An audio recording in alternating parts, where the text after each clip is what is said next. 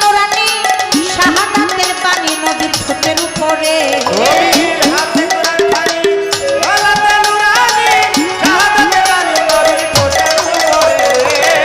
নবীর হাতে কোরআন খানি ললাটে নুরানি শাহাদাতের বাণী নবীর ঠোঁটের উপরে ভক্ত বেদিনের দল হয়ে যাবে রসাত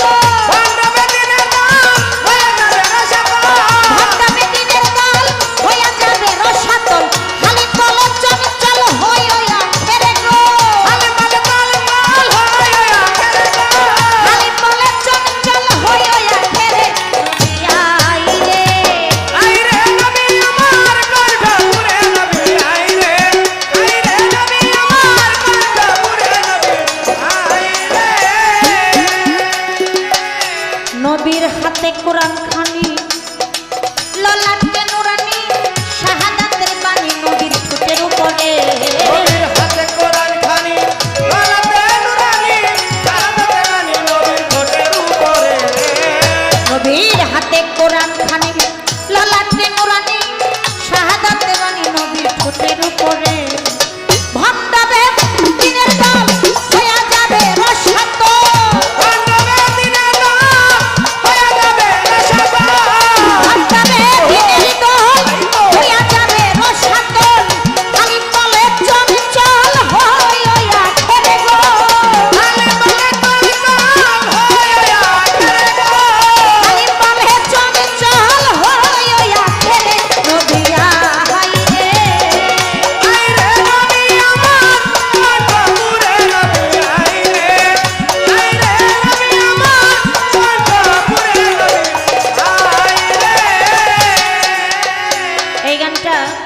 সাধক হালিম বয়াতির লেখা গান।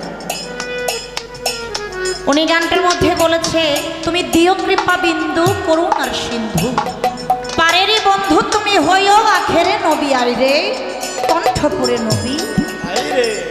উনি লাস্টের ছন্দের মধ্যে বলছে, নবীর হাতে কোরআন খানে ললাটে নুরানি শাহাদাতের বাণী নবীর ঠোঁটের উপরে ভণ্ড বেদিনের দল হইয়া যাবে রসাতল, সাধক হালিম বলে চঞ্চল হইও আছে। এই কথাটার মধ্যে অনেকের একটু দ্বিধাদ্বন্দ্ব থাকতে পারে, কোন কথাটা? ভণ্ড বেদিনের দল কেন বলে? এটা কিন্তু বাবা সবার জন্য বলে না, এটা সবার জন্য না, কিছু কিছু মানুষের ক্ষেত্রে বলা হয়েছে। কেমন? বেদবী মাফ করবেন, আমাদের সমাজের মধ্যে কিছু কিছু লোক আছে যারা মানুষকে বলে বেড়ায় নবী আমার মতো মাটির মানুষ। রাস্তা দিয়ে হাঁটলে আমি যেরকম ছায়া পড়ে আমার নবীরও ঠিক ওই রকম ছায়া পড়তো। আমি মায়ের গর্ভে যেভাবে গেছি আর যেভাবে দুনিয়াতে আসছি আমার নবীও নাকি ওই রকমই।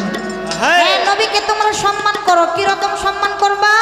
তোমার বড় ভাইকে যেরকম সম্মান করো ঠিক ওই রকমই কইরো, এর বেশি কইরো না, কেননা আমিও মাটির মানুষ, নবীও নাকি মাটির।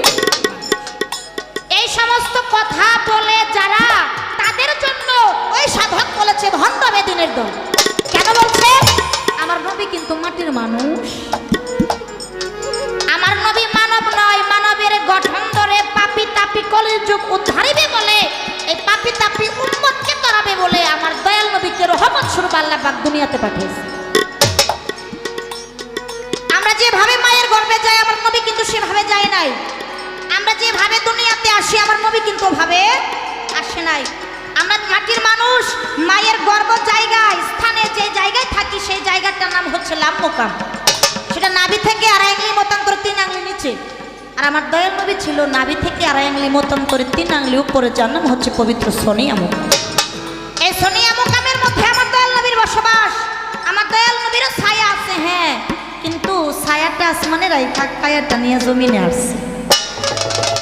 এই জায়গায় অনেক হাকিগত লুকিয়ে আছে, আমি ওদিকে যাব না, বেশি কথা প্রথম স্টেজেই বলবো না, শুধু এতটুকুই বললাম, যারা দয়াল নবীকে নিয়ে কুটুক্তি কথা বলে, কুটুক্তি করে বেড়ায়, তাদের জন্য সাধক হালিম সরকার বলছে ভণ্ড বেদিনের, এটা সবার জন্য বলে। গেল কথা। এইবার সংক্ষিপ্ত আকারে ছোট করে আমার বাবাজানের কাছে 2টি কথা আমি রাখবো। একটি কথা, আমার বাবাজান বেলায়েতে প্রকৃতপক্ষে একজন লোক, একজন পীর মাশাইখ।